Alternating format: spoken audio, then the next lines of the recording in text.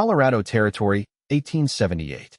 Snowflakes drifted like lost spirits across the jagged peaks of the San Juan Mountains, where Will Foster urged his dun gelding higher along the treacherous trail.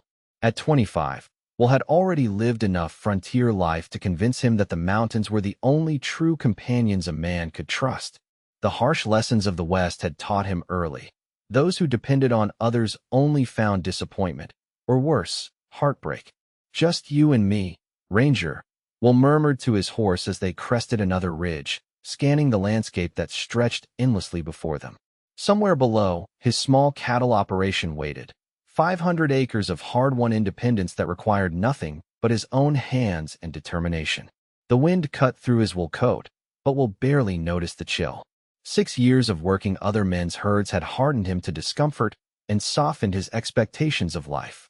Now, with his own modest spread, he needed nothing and no one else. His father had died with a wedding band on his finger and emptiness in his eyes, having watched consumption take the woman he'd built his world around. Will had decided long ago that such vulnerability was a luxury a frontier man couldn't afford. The afternoon light was beginning to fade when Ranger's ears suddenly pricked forward, his steady gait faltering.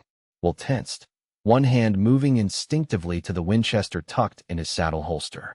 In these mountains, surprises rarely brought good fortune. Then he heard it, faint but unmistakable. A woman's voice, calling for help. Will hesitated. Getting involved in others' troubles had a way of multiplying a man's own. But as the cry came again, weaker this time, something deeper than frontier practicality stirred within him. With a sigh, he turned Ranger toward the sound, following it down a narrow draw choked with scrub oak and pine. That was when he saw her, a young woman huddled against a boulder, her pale blue dress torn at the hem, dark hair falling loose around shoulders that trembled with cold or fear or both. As Will approached, she looked up with eyes the color of summer cornflowers, wide with relief and wariness in equal measure. "Thank God," she breathed, attempting to stand before wincing and falling back against the stone. "I thought no one would ever come." The mountains had just delivered Will Foster the very thing he'd spent years avoiding, someone who needed him. And something deep inside, something he thought long buried, responded to the call. "Miss, are you hurt?" He dismounted, keeping a cautious distance. Experience had taught him that unexpected encounters, especially with beautiful women in remote places, often concealed complications. "My ankle," she replied, gesturing to where her boot was unlaced, the skin visible above it swollen and bruised. "I was traveling to Silverton when my horse spooked at a rattlesnake. He bolted with most of my supplies." She attempted a brave smile that didn't quite reach her eyes. "I'm Nora Whitfield. I've been walking, or trying to, for nearly 2 days." Will knelt to examine her injury, noting the quality of her clothing, too fine for ordinary frontier travel, and the delicate hands that had clearly never branded cattle or churned butter. She was young, perhaps 22, with a composure that suggested Eastern breeding. "Will Foster, I've got a place about 4 hours' ride from here." He stood, already calculating the complications. A storm was building behind the western peaks, and nightfall would bring dangerous cold. "Can you ride?" Her chin lifted slightly. "I can manage, Mr. Foster, if it means not spending another night in these mountains." As Will helped her onto Ranger's back, he reminded himself that this was temporary, just a Christian duty to see her safely to Silverton once the weather cleared. Nothing that would disrupt the solitary life he'd built. Nothing that would challenge his certainty that attachment only led to loss. He couldn't have been more wrong. The storm hit with unexpected fury just as they reached Will's cabin. By the time he had helped Nora inside and stabled Ranger, the wind was driving snow horizontal across the valley, obscuring everything beyond 20 paces. His modest home, one main room with a stone fireplace, a small bedroom partitioned by a wool curtain, and a lean-to kitchen, had never felt quite so cramped as when he closed the door behind them.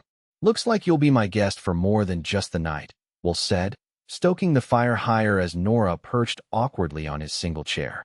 "That storm's settling in." "I'm sorry to impose," she replied, her voice carrying that slight Eastern refinement that marked her as out of place in these mountains. "I can't thank you enough for finding me." "No thanks needed. Anyone would have done the same." Will busied himself preparing coffee, keeping his back to her as he added, Where exactly were you heading in Silverton? Not many unmarried ladies travel these passes alone. The silence that followed was long enough that we'll turn to find Nora studying her hands, her dark hair, nearly black in the firelight, falling forward to shield her expression. I was traveling to meet my uncle, she finally said. He has mining interests there. Will recognized evasion when he heard it, but frontier courtesy prevented him from pressing further. Everyone in the West carried secrets. Some were running to something, others running from something else. Either way, it wasn't his business. That ankle needs tending, he said instead, retrieving his limited medical supplies, whiskey, clean cloth, and a tin of salve he'd traded for in Durango. When he knelt to examine the injury more carefully, Nora's sharp intake of breath wasn't entirely from pain. I don't believe it's broken, she said, watching as he gently probed the swollen flesh. Just badly twisted. Well, nodded. Keep it wrapped and elevated. You won't be walking far for at least a week. A week. The realization hung between them like smoke from the fire. 1 week of shared meals and close quarters. 1 week of a beautiful, mysterious woman disrupting the careful isolation he'd built. I should warn you, Nora said softly as Will wrapped her ankle. There may be people looking for me. Not all of them with good intentions. And there it was, the complication he'd expected. Will paused, then continued his work without looking up. Most folks who come to these mountains are running from something. Miss Whitfield. Please, call me Nora. When she smiled, really smiled this time, something uncomfortably warm stirred in Will's chest. And what are you running from, Mr. Foster? The question hit too close to truths Will preferred to leave buried. Nothing. I'm exactly where I want to be. The lie tasted bitter, even to himself. Over the next 3 days, the storm showed no signs of relenting. Snow piled against the cabin's north wall, and the temperature dropped so severely that Will was forced to bring his most vulnerable livestock into the barn. Each morning, he rose before dawn to attend his chores, returning to find Nora attempting greater feats of mobility around his cabin despite his instructions to rest. You'll just make it worse, he scolded on the 3rd morning, finding her attempting to cook breakfast despite the awkward hopping required to reach his supplies. Sit down before you undo what little healing that ankle's managed. I can't just sit idle while you do everything, Nora protested, though she reluctantly returned to the chair. I wasn't raised to be useless. Healing isn't being useless. Will took over the breakfast preparations, acutely aware of her watching him. Besides, I've managed on my own for years. A few extra chores won't kill me. Nora considered him with those penetrating blue eyes. How long have you lived alone out here? Going on 2 years at this place. Before that, I was a ranch hand over in the Uncompahgre Valley. Will focused on the skillet, uncomfortable with her attention. It suits me. No one suits complete solitude, Nora said softly. It's not how we're made. Will shot her a look, surprised by the insight. Some are made differently than others, Miss Whitfield. Nora, she corrected again. Then, after a pause, were you ever married? No. The response came too quickly, too sharply. But there was someone once, she pressed gently. Someone who hurt you badly enough to drive you up here alone. Will set down 2 plates with more force than necessary. You ask a lot of questions for someone who won't say why she's really headed to Silverton. The silence that followed was heavy with things unsaid. When Nora finally spoke, her voice had lost its confident edge. My father arranged a marriage for me in Denver, she admitted. To a man 30 years my senior with a reputation for cruelty toward his first 2 wives, both now conveniently deceased. She met Will's gaze steadily. I chose the mountains over that fate. Understanding dawned. And your uncle in Silverton? Is real, though he doesn't know I'm coming. A small, defiant smile touched her lips. I plan to convince him to let me work in his office rather than send me back to my father. Will nodded slowly, surprising himself with the surge of protectiveness he felt. Your father's likely to send men looking for you. Almost certainly, Nora agreed. Which is why I should leave as soon as possible. I don't want to bring trouble to your door after you've been so kind. The snow's 3 feet deep and still falling, Will replied, gesturing toward the frosted window. Nobody's going anywhere for a while yet. That afternoon, as Will chopped extra firewood, he found himself working with unusual vigor, each swing of the axe attempting to dislodge the disquiet Nora had stirred in him. She was right, there had been someone once. Helena, a rancher's daughter who had promised to wait while Will earned enough to buy land of his own. He'd returned after 2 years to find her married to a banker and expecting their first child. The betrayal had convinced him that his father had been right all along. Loving meant eventually losing, and the price was too steep. Better to build a life that depended on no one else's constancy. Yet something about Nora's courage in fleeing a loveless future resonated with him. There was a strength in her refusal to accept the path laid before her that reminded Will of his own journey to independence. The difference was that she still believed in people, while he had given up that particular faith years ago. When he returned to the cabin, arms laden with split pine, he found Nora seated near the window with one of his few books open on her lap, a collection of Whitman's poems he'd carried since his school days. The Untold Want, by life and land ne'er granted. Now, voyager, sail thou forth, to seek and find, she read aloud as he entered, not looking up from the page. What is it you're seeking, Will Foster, alone in these mountains? The question lingered between them as Will stacked the wood beside the hearth, considering his answer carefully. Peace, he finally said. The certainty that nothing can be taken from me that I haven't chosen to risk. Nora closed the book gently. That sounds more like fear than peace. The word struck like a physical blow. Will straightened, defensive anger rising. You don't know the first thing about my life or my choices. I know fear when I see it, she replied evenly. I'm intimately acquainted with it myself. Before Will could respond, a sound from outside froze them both, the distant but unmistakable approach of horses. Will moved to the window, peering through the watery glass. 3 riders were making their way slowly up the snow-covered trail to his cabin, their progress hampered by the deep drifts. Stay inside, he instructed, reaching for his coat and rifle. Could be anyone. Nora's face had gone pale. Or it could be my father's men. Will checked his rifle's load, his expression grim. If it is, they'll find more than they bargained for.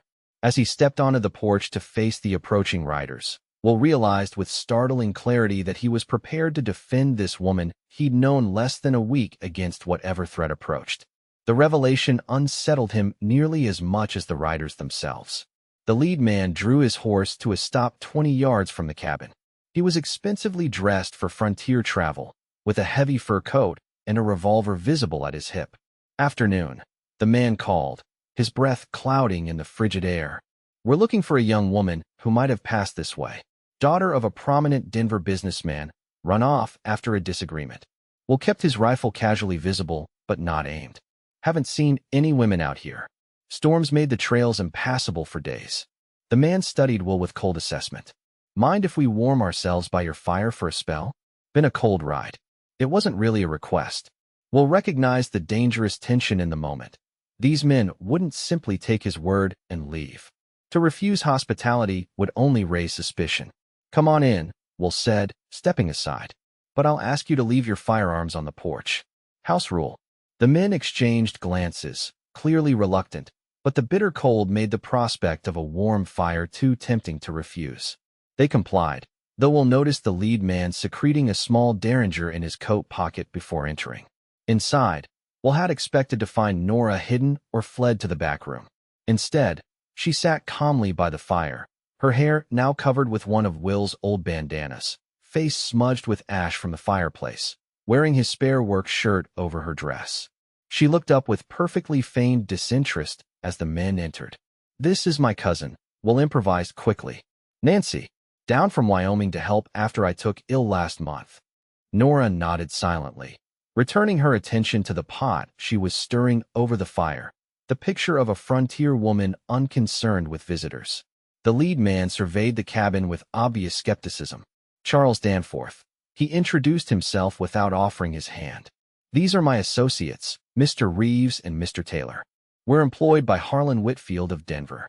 Will gestured to the small table. Coffee's hot if you want some. Not much else to offer. Danforth remained standing. The girl we're seeking is Nora Whitfield, 19 years old, dark hair, blue eyes. Left Denver 8 days ago, headed this direction. Her father's offering $500 for her safe return. That's good money, Will remarked, keeping his tone neutral while processing the new information. 19, not 22 as he'd estimated. That made her little more than a girl by frontier standards, though her composure suggested a woman well beyond those years. But like I said, Haven't seen anyone matching that description. Danforth's gaze shifted to Nora, who kept her head down, shoulders slightly hunched to alter her normally elegant posture. Your cousin doesn't talk much. She doesn't talk at all, Will replied smoothly. Fever took her hearing when she was a child. The tension in the cabin was thick enough to cut with a knife as Danforth continued to study Nora. Finally, he turned back to Will. We'll be staying in these parts until the trail's clear, he said.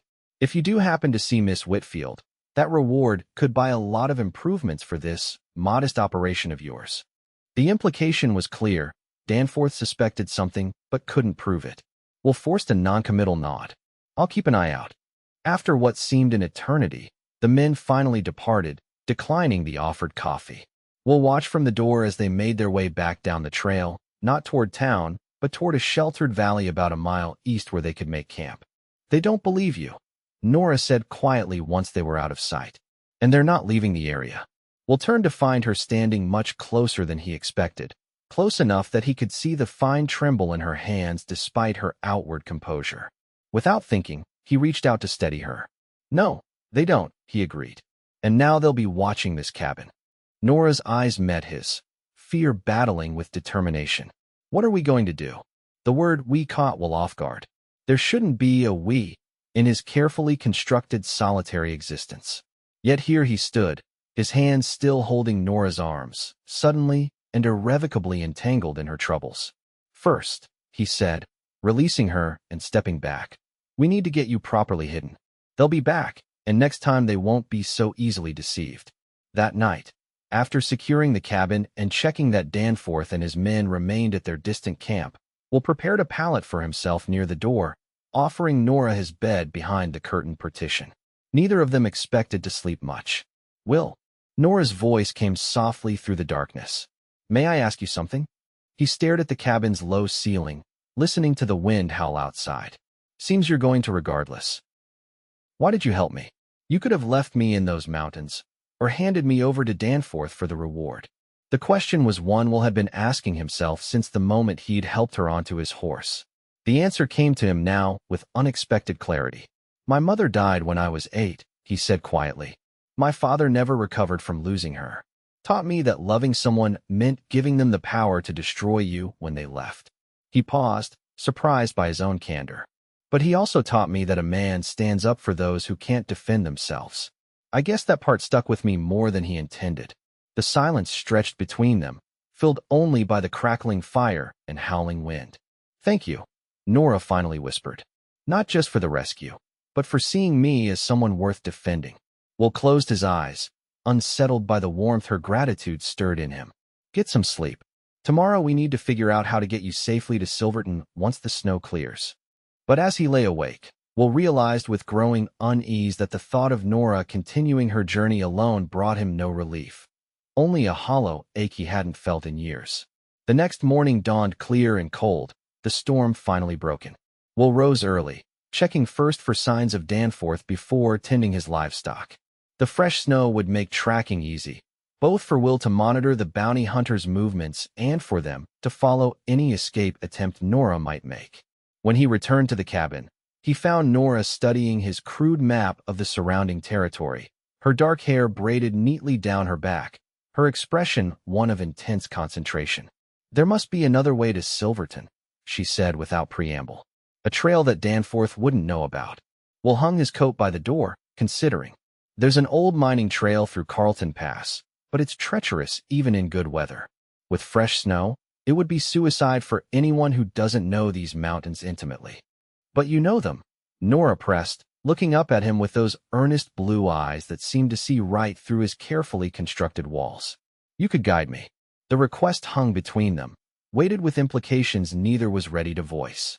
Well, taking Nora to Silverton would mean days of travel together, abandoning his homestead temporarily, and, most dangerously, deepening a connection he'd sworn to avoid.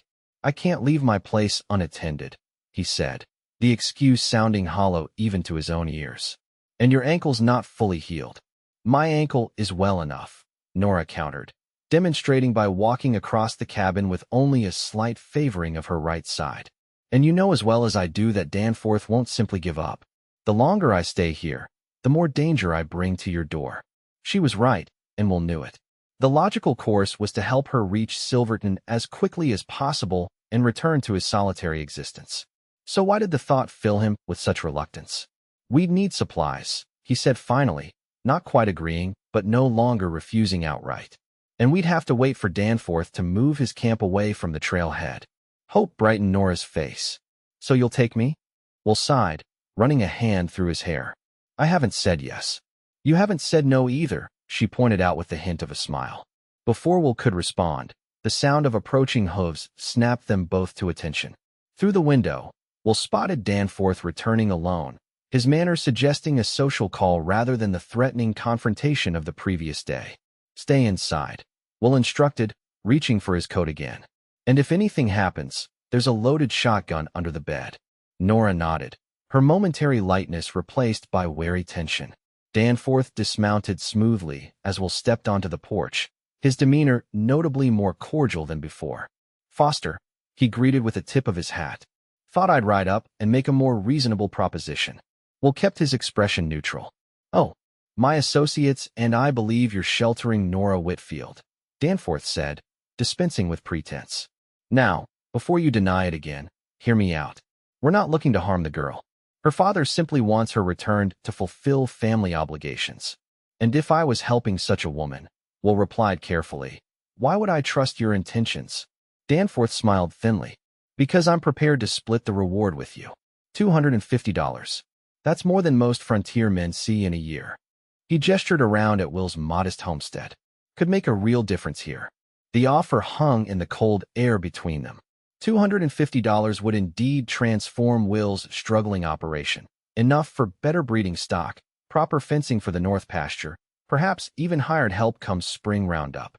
That's generous, Will acknowledged, forcing himself to appear to consider the offer. But I'm still not clear on what exactly Miss Whitfield is being returned to. Danforth's smile never reached his eyes. A beneficial marriage to one of Denver's most respected businessmen. Security, comfort, social standing. Everything a young woman should want. And if she doesn't want it? Women often don't know what's best for them, Danforth replied dismissively. Especially sheltered girls like Miss Whitfield who've read too many novels and developed romantic notions about independence. Will studied the man before him, recognizing the casual cruelty of someone accustomed to bending others to his will. In that moment, he saw with perfect clarity what awaited Nora if she were returned to Denver, a life as property, not person. I appreciate the offer, Will said carefully, but I'm afraid I can't help you. Like I said yesterday, I haven't seen anyone matching Miss Whitfield's description. Danforth's cordial mask slipped, revealing the cold calculation beneath. I don't think you understand your situation, Foster. One way or another, we're taking the girl back to Denver. Cooperate, and you profit. Interfere, and you'll regret it. His hand moved slightly toward his coat pocket, toward the hidden derringer. Will's fingers twitched toward his own sidearm. I think you should leave now. For a tense moment, Will thought Danforth might draw. Instead, the man offered a tight smile. Think about it overnight, he suggested, stepping back toward his horse. I'll return tomorrow for your final answer. And Foster, his eyes hardened. Don't disappoint me. As Danforth rode away, Will knew with certainty that the man would return with his companions, prepared to take Nora by force. The decision he'd been reluctant to make was suddenly made for him. They had to leave tonight, under cover of darkness, and hope the fresh snowfall would hide their tracks long enough to gain a substantial head start. When he re-entered the cabin, Nora was waiting anxiously by the window. I heard enough, she said. He threatened you. Will moved with newfound purpose, gathering essential supplies. We leave tonight. Pack only what you absolutely need. Nora watched him, her relief at his decision tempered by obvious concern. This is exactly what I feared. Putting you at risk because of my troubles. Will paused in his preparations, meeting her gaze directly. I'm making this choice, Nora. No one's forcing my hand. But why? She pressed. You've built a life here, alone by choice.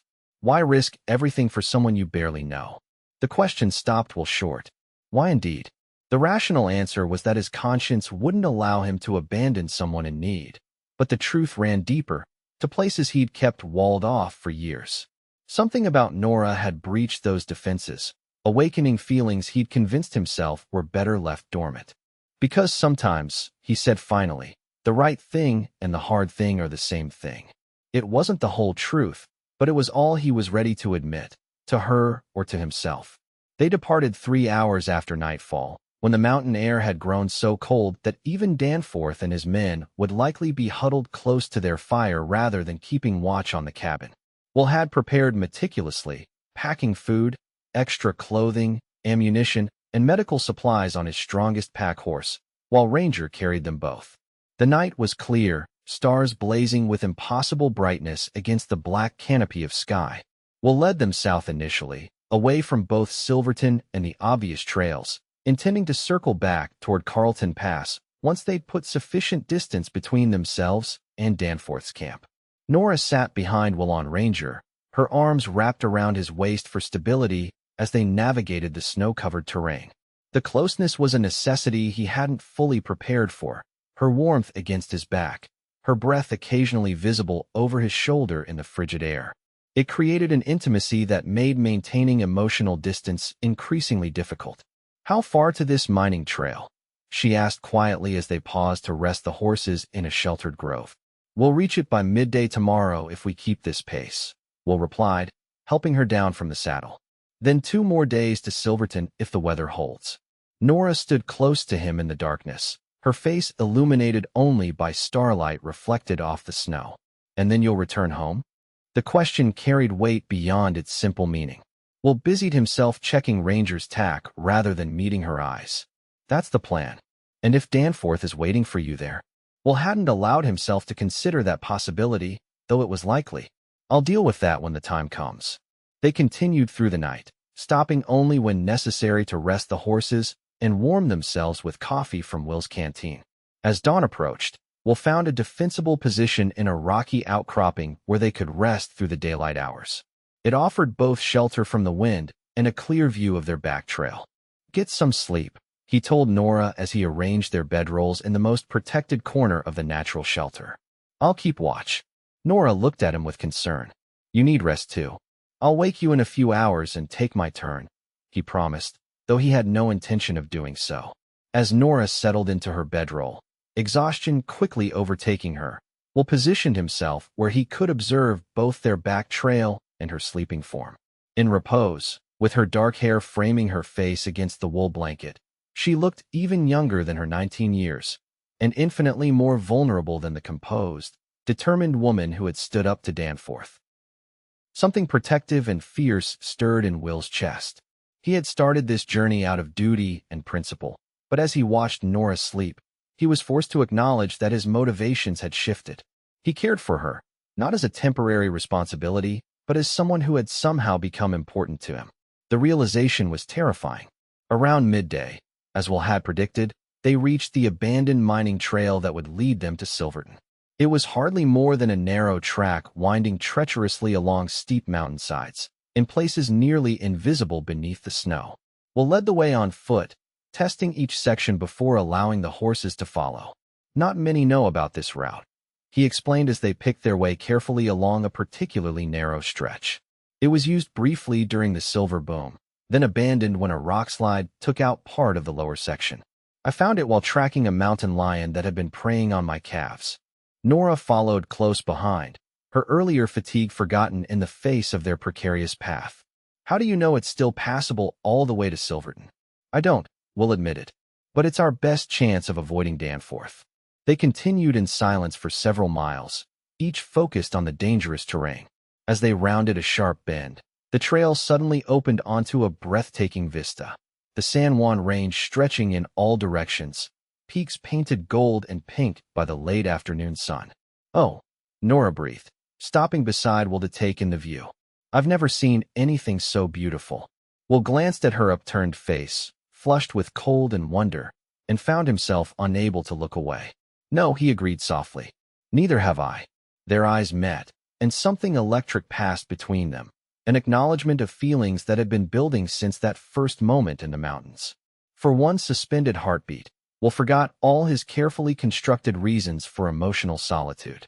The spell was broken by a distant sound that chilled Will's blood, the faint but unmistakable echo of men's voices carried on the wind. He motioned quickly for silence, straining to listen. "Danforth," he whispered.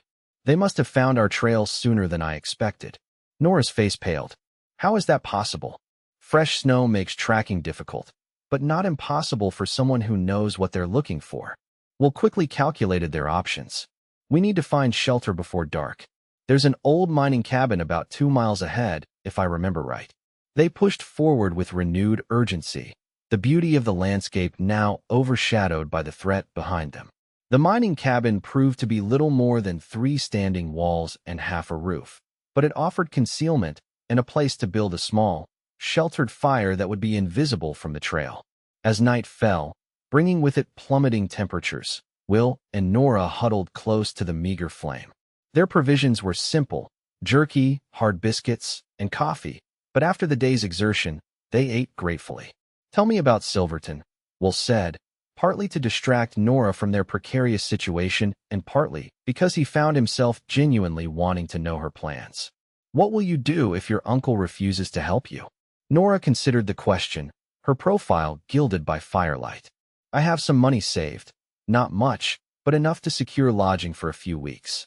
I can read and write well, keep accounts. In a mining town growing as quickly as Silverton, surely someone needs such skills. And if your father sends more men after Danforth fails?" She met his gaze steadily. "I'll keep moving if necessary. Montana, perhaps, or even California. Somewhere I can build a life of my own choosing." Will studied her with growing admiration. Most women of her background and age would be terrified by such prospects, yet Nora spoke of them with quiet determination. "That takes courage," he said. "Facing the unknown alone." "We're all facing the unknown," Nora replied softly. "Some just pretend otherwise by clinging to what feels safe." She hesitated, then added, "Like hiding in mountains because loving someone once hurt too much." The observation struck too close to truths Will wasn't ready to examine. He stood abruptly, moving to check on the horses tethered just outside their shelter. "Get some sleep," he said, his tone more curt than he'd intended. "We have another long day tomorrow." But sleep proved elusive for Will that night. He sat at the opening of their makeshift shelter, rifle across his knees, watching the moon rise over the jagged peaks. Nora's words echoed in his mind. Hiding in mountains because loving someone once hurt too much. Was that what he'd been doing all these years? Not finding peace, but avoiding pain. The thought was still troubling him when first light came, bringing with it an ominous discovery. Overnight, dark clouds had gathered to the west, promising another storm. If they were caught in open terrain when it hit, their already dangerous situation would become deadly. "We need to move quickly," Will told Nora as they hurriedly packed their few belongings. "That storm will reach us by midday." They made good progress through the morning, pushing the horses as fast as the treacherous trail allowed. The mining cabin had been situated near the highest point of the pass. Now they began the gradual descent towards Silverton, still invisible beyond the mountains ahead. Around noon, as Will had predicted, the storm overtook them. It began with gusting wind that whipped snow into blinding sheets, then transitioned to heavy, wet flakes that reduced visibility to mere yards. They pressed on, Will leading Ranger by the reins while Nora clung to the saddle, both of them bent against the driving snow. The trail narrowed as it curved around the shoulder of the mountain, with a sheer drop to their right that disappeared into the swirling white void. Will tested each step with his boot before proceeding, painfully aware that one misstep could send them plunging into the unseen abyss. They were navigating the most exposed section of trail when disaster struck. A sudden, violent gust of wind caught them broadside just as the pack horse stepped onto an unstable section of path. The animal reared in panic, and before Will could secure it, the horse lost its footing and slipped over the edge, taking their supplies with it. The horrifying sound of the horse's frightened cry as it fell was mercifully brief. Will yanked Ranger back from the edge, his heart pounding with the nearness of their own brush with death. "We can't stay on this trail," he shouted to Nora over the howling wind. "We need shelter now." Will remembered a natural cave system not far ahead, a remnant of the old mining operations where they might wait out the worst of the storm. Leading Ranger with one hand and supporting Nora with the other, he pressed forward through the intensifying blizzard.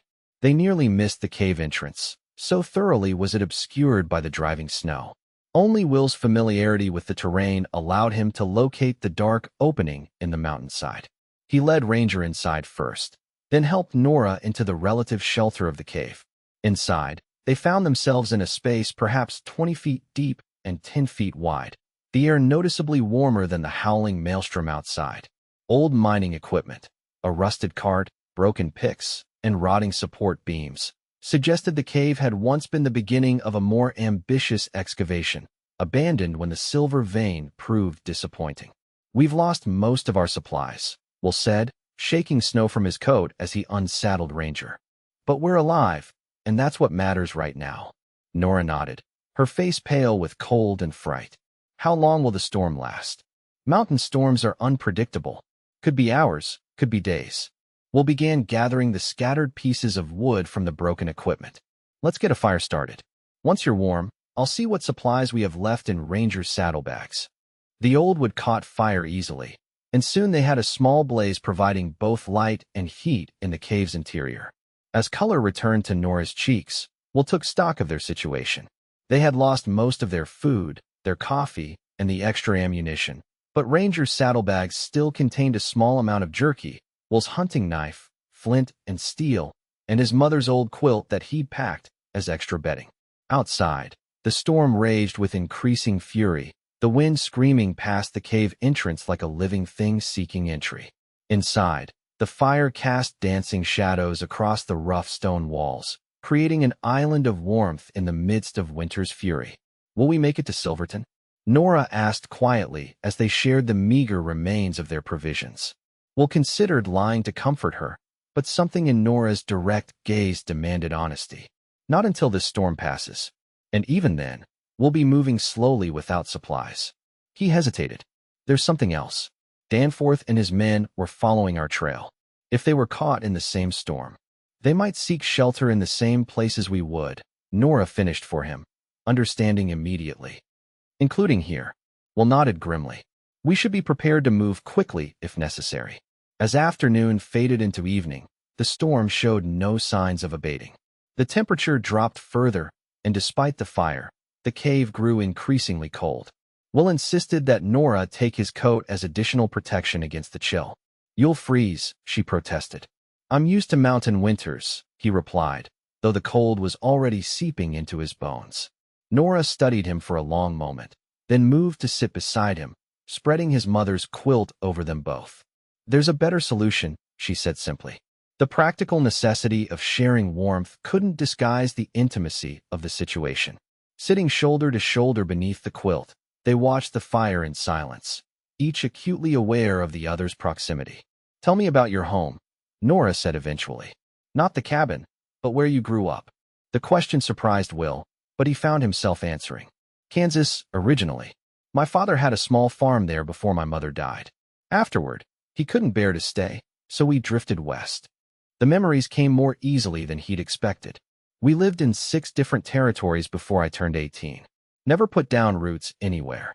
And that's why having your own place means so much to you now," Nora observed. "Something permanent. Something that can't be taken away." Will nodded, struck by her insight. "What about you? What was your life like in Denver?" Nora's expression grew distant. "Comfortable, but constrained. My father built a successful banking business after the war, and our social position became his obsession. My mother died when I was 14, and afterward, I was raised primarily by governesses whose main concern was preparing me to make an advantageous marriage. And instead, you fled into the mountains in winter," Will said with a hint of a smile. "I've always been stubborn," Nora admitted, returning his smile. "My father calls it my worst quality. I'd call it your saving grace." Their eyes met, and Will found himself unable to look away. In the flickering firelight, with snowflakes occasionally drifting through the cave entrance to melt in her dark hair, Nora was achingly beautiful, but it was more than that. Her courage, her determination, her insight into his carefully guarded heart. All of it drew him to her with a power he couldn't deny. Before he could stop himself, Will reached out to brush a melting snowflake from her cheek. The simple touch sent a current of awareness through him, and he saw it reflected in Nora's widening eyes. "Will?" she whispered, her voice barely audible above the storm. Whatever might have happened next was interrupted by a sound that snapped them both to alertness. Voices carried on the wind, approaching the cave. Will was on his feet instantly, reaching for his rifle. "Stay back," he whispered to Nora, positioning himself between her and the cave entrance. The voices grew clearer, men cursing the cold, the sound of a horse whinnying in distress. Then a beam of lantern light swept across the cave opening. "Look there," a voice called, Danforth's voice. "Shelter." Will's mind raced. There was no rear exit from the cave, nowhere to hide. If Danforth and his men entered, confrontation was inevitable. "Nora," he whispered urgently, "when they come in, run past them. Take Ranger and ride for Silverton. The trail continues down just beyond the cave entrance." "I'm not leaving you," she hissed back. "This isn't a discussion. I'll hold them off as long as I can."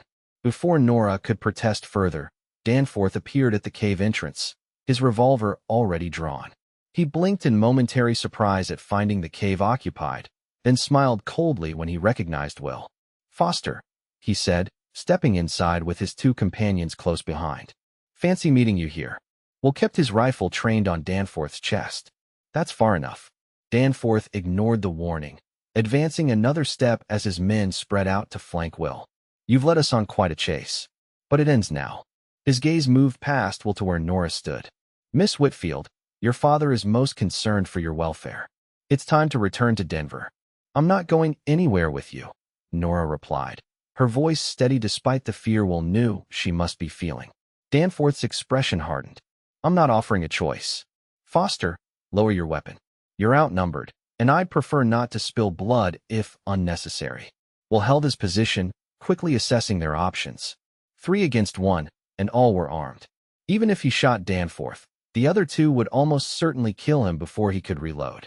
And then Nora would have no protection at all. "Let her go," Will said, trying a different approach. "Tell her father she died in the mountains. Take me back instead if you need a body to prove your story." Surprise flickered across Danforth's face, followed by calculating interest. "You'd die for her? A girl you've known less than 2 weeks." The question struck at the heart of the transformation Will had been undergoing since finding Nora in the mountains. Would he die for her? The answer came with absolute clarity. Yes. Without hesitation. "I would," he confirmed, and heard Nora's soft gasp behind him. Danforth studied him with new respect. Remarkable. Unfortunately, Mr. Whitfield was most specific about his daughter's return. "Then we have nothing more to discuss," Will replied, his finger tensing on the rifle's trigger. What happened next unfolded with dreamlike slowness. Danforth raised his revolver. Will prepared to fire, knowing it would likely be the last act of his life. Behind him, Nora screamed a warning. And then the mountain itself seemed to intervene. With a deafening roar, the accumulated snow on the slopes above them broke loose, triggered perhaps by their raised voices echoing up the mountainside. The avalanche poured past the cave entrance with devastating force, sweeping away Danforth's horse tethered outside and sending a blast of snow and wind into the cave itself. The men at the entrance were knocked off their feet. In the chaos, Will seized his opportunity. Dropping his rifle, he grabbed Nora's hand and pulled her toward Ranger, who was rearing in terror at the back of the cave. "Now," he shouted. "We have to go now." They mounted Ranger together, Will kicking the frightened horse into motion as Danforth struggled to regain his footing. They burst from the cave into the raging storm, the avalanche's passage having temporarily cleared the trail before them. Behind them came a shout, then a gunshot that went wide, lost in the howling wind. Will bent low over Ranger's neck, feeling Nora's arms tight around his waist as they galloped into the white void, pursued by men who would now have murder in their hearts. They rode blindly through the storm, relying on Ranger's sure-footedness and Will's instinctive sense of the trail. The cold was so intense it burned, their clothing quickly stiffening with ice as the snow plastered against them. Will knew they couldn't continue long in these conditions. Hypothermia would claim them if Danforth didn't. After what seemed an eternity of desperate flight, they rounded a bend, and Will spotted what he'd been hoping for, a small line shack used by shepherders in the summer months. It was little more than 4 walls and a roof, but it would provide shelter from the killing cold. They practically fell from Ranger's back at the shack's door, their limbs numb and movements clumsy. Will managed to force the frozen door open, then led the exhausted horse inside before helping Nora through the entrance. The interior was pitch black and bitterly cold, but dry. Wolf fumbled with frozen fingers for the flint and steel in his pocket, eventually managing to strike a spark to the tinder he gathered from the corners of the shack. The tiny flame grew slowly, illuminating their shelter. A single room with a crude stone fireplace, a rickety table, and a rope bed frame without a mattress. "SS still with me?" Will asked through chattering teeth as he built up the fire. Nora nodded, her lips blue with cold. "They'll follow our tracks," she managed. "Not in this storm," Will replied, helping her closer to the growing flames. "And not tonight. They lost their horses in the avalanche. They're just trying to survive now, same as us." As warmth gradually returned to their bodies, they took stock of their situation. The lined shack, while primitive, contained a few abandoned supplies, a rusted kettle, some forgotten sacks of beans and salt, and most importantly, dry firewood stacked against the back wall. They might survive the night, but morning would bring renewed danger. "What happens now?" Nora asked quietly as they huddled before the fire, wrapped together in the quilt that had somehow survived their flight. Will had been asking himself the same question. Their position was precarious at best. They were still at least a day's journey from Silverton, with Danforth and his men potentially following, and the storm showing no signs of abating. "We rest tonight," he said finally. "At first light, we continue to Silverton, storm or no storm. It's our only chance." Nora studied his face in the firelight. "And if we make it, what then?" The question carried layers of meaning that couldn't be ignored. Will had been fighting his growing feelings for Nora since the moment he found her in the mountains, clinging to his belief that emotional attachment only led to pain. But the events of the past days had shattered that conviction. "I don't know," he admitted, meeting her gaze directly. "All I know is that I can't bear the thought of you facing this alone anymore." Something shifted in Nora's expression, hope mingled with uncertainty. "Because you feel responsible for me?" "No." Will took her cold hands in his. "Because somewhere between finding you in the mountains and almost dying with you in that cave, I started caring for you in ways I thought I'd never feel again." The admission cost him everything he'd built his life around for the past years. The certainty that isolation was safer than connection, that independence meant never needing anyone. Yet saying the words aloud felt like setting down a burden he'd carried too long. Nora's eyes filled with tears that caught the firelight. "I've been afraid to hope you might feel that way," she whispered. "Afraid that once we reached Silverton, you'd return to your mountains and I'd never see you again. I thought that was my plan," Will confessed, "until I realized that going back to that solitary life would be returning to a kind of death." In the quiet that followed, with the storm howling outside and their future uncertain, Will did what he'd been wanting to do since that moment in the cave. He leaned forward and gently pressed his lips to Nora's, a kiss that began as tentative as a question and deepened into an answer they both had been seeking. When they finally parted, Nora's smile held a warmth that could have melted the snowdrifts outside. "For someone who spent years avoiding connections," she said softly, "you're remarkably good at that." Will laughed, a genuine, unguarded sound that surprised them both. "Don't get overconfident, Miss Whitfield. I'm out of practice in more ways than you know." They passed the night in conversation, planning their route to Silverton, speaking of their pasts and cautiously of their futures. The storm gradually subsided in the early hours of morning, and when dawn broke, it revealed a transformed landscape, blindingly white, pristine, and mercifully clear. They departed as soon as there was light enough to see the trail, Ranger carrying them both through snow that reached his chest in places. The going was slow but steady, and by midday, they caught their first glimpse of Silverton in the valley below, a collection of wooden buildings and mining operations nestled among the mountains. "We made it," Nora breathed, her arms tightening around Will's waist. "Not yet," Will cautioned.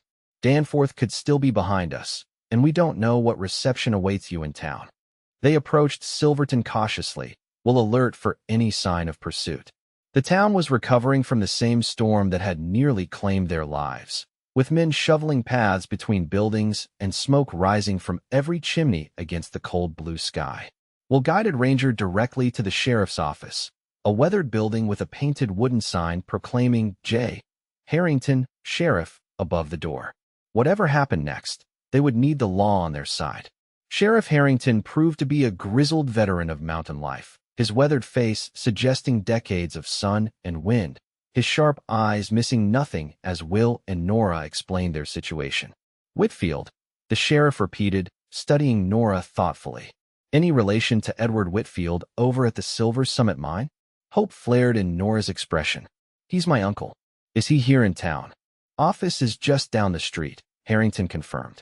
As for these men following you, if they show their faces in my town making threats, they'll find themselves enjoying my hospitality in the cells out back.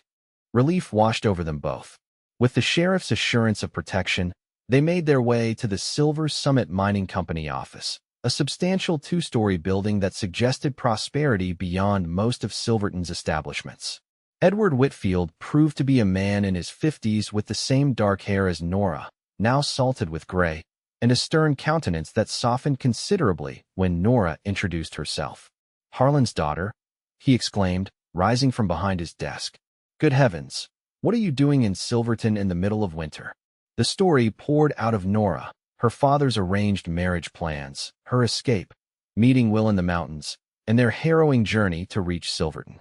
As she spoke, Edward Whitfield's expression shifted from surprise to anger to grim understanding. That sounds like my brother, he said when she finished, always putting business interests ahead of everything else. He shook his head. But to marry you to old Malcolm Sutherland? The man's buried 2 wives already, and neither with any visible signs of grief. Then you understand why I couldn't stay, Nora said earnestly. I'm asking for your help, Uncle Edward.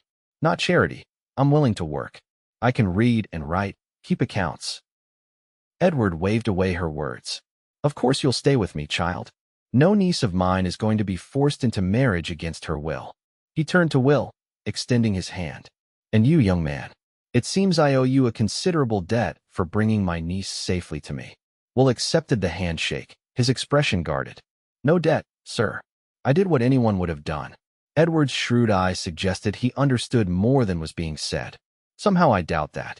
He glanced between them, noting their proximity to each other, the way Nora unconsciously leaned toward Will. Now, let's get you both somewhere warm with proper food and rest. We can discuss your futures when you're recovered. As they followed Edward Whitfield through the snowy streets toward his home, Will found himself at a crossroads he'd never anticipated. The journey was over. Nora was safe with family who would protect her. His duty, if that's what it had been, was fulfilled. He could return to his cabin in the mountains, to the solitary life he'd built. Return to safety, to the familiar, to the walls he'd constructed against precisely the kind of feelings now flooding through him whenever he looked at Nora. Or he could choose a different path, one he'd never allowed himself to consider since Helena's betrayal years ago, one that involved risk and vulnerability, but also the possibility of a happiness he'd convinced himself he neither deserved nor desired. That night, after being provided with a comfortable guest room in Edward Whitfield's substantial home, Will stood at the window watching snow fall gently on Silverton's quiet streets. A soft knock at his door roused him from his thoughts. Nora entered at his invitation, her dark hair loose around her shoulders, her face scrubbed clean of the trail's grime, wearing a borrowed nightdress and robe that reminded Will of the social gulf between them. She, the educated daughter of a wealthy banker, and he, a frontier rancher with little to his name beyond a small herd and a half-built dream. Uncle Edward has offered me a position keeping the mine's accounts, she said without preamble, and a home here until I decide what I want. Will nodded, unsurprised. It's a good offer. You'll be safe here. He also mentioned that the mine needs a new foreman for their ranching operation, Nora continued, moving closer. Someone who understands cattle and can manage men. The position comes with a house in town and a considerable salary. Will's heart quickened. Did he now? He did. Nora stood before him now, close enough that he could see the pulse at her throat, the hope in her eyes. But before I encouraged him to offer it to you, I needed to know if you planned to return to your mountain. The question hung between them, weighted with all they'd experienced together and all that might yet be. Will thought of his cabin, standing empty in the snow. He thought of the cattle he'd worked so hard to acquire, the land he'd claimed as a fortress against connection. And then he thought of the last 2 weeks, of fear and courage, of gunshots and avalanches, of campfires and cave shelters. Most of all, he thought of Nora, her determination, Her insight, her ability to see past his carefully constructed walls to the man beneath who still, despite everything, longed for something more than solitude. "The mountain will still be there," he said softly, reaching for her hand. "But I'm thinking that maybe I don't need to face it alone anymore." Nora's smile bloomed slowly, transforming her face with a joy that caught at Will's heart. "Are you saying what I think you're saying, Will Foster? I'm saying that finding you lost in those mountains might have been the luckiest moment of my life," he replied, drawing her closer. "And I'm not fool enough to walk away from that kind of luck twice." Their kiss sealed a promise that neither had believed possible when their journey began, that even in the harsh reality of the frontier, two souls could find in each other not just survival, but the chance to truly live. 6 months later, on a perfect June morning with the San Juan Mountains rising majestically in the background, Will Foster and Nora Whitfield were married in Silverton's newly constructed church. Edward Whitfield gave the bride away, beaming with pride as his niece, radiant in white lace, pledged her life to the man who had once believed love had no place in the wilderness.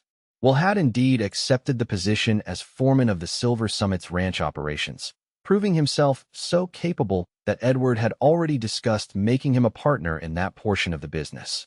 Nora's accounting skills had brought new efficiency to the mine's operations, earning her uncle's respect and the admiration of a town unaccustomed to seeing women in such roles. As for Danforth and his men, they had eventually straggled into Silverton half-frozen and nearly dead from exposure. Sheriff Harrington had indeed offered them his hospitality in the jail, while telegrams were exchanged with Denver. Harlan Whitfield, faced with his brother's intervention and the public embarrassment of his scheme being exposed, had reluctantly abandoned his efforts to retrieve his daughter. After the simple ceremony, as guests celebrated with cake and punch in the church hall, Will led his new wife outside to the small garden behind the building. From there, they could see both the bustling town that was now their home and the mountains where their journey had begun. "Having second thoughts, Mrs. Foster?" Will asked, noting Nora's contemplative expression as she gazed at the distant peaks. Nora turned to him with a smile that still had the power to stop his heart. "Only good ones. I was just thinking about how sometimes being lost is the only way to find where you're supposed to be." Will drew her into his arms, marveling at how perfectly she fit there, as if his embrace had been shaped through all those lonely years specifically to hold her. "I thought I was rescuing you in those mountains," he said, brushing a kiss against her forehead. "But the truth is, you rescued me from a far worse fate than freezing or starvation." "And what was that?" Nora asked, though the knowing light in her eyes suggested she already understood. "Living without loving," Will replied simply. "Surviving without really being alive." As they stood together beneath the Colorado sky, surrounded by mountains that had both threatened their lives and brought them together, Will Foster finally recognized the truth that had eluded him for so long. The greatest risk in life wasn't loving and losing, it was never loving at all. The wilderness had taught him to survive, but Nora had taught him to live. And in the end, that made all the difference.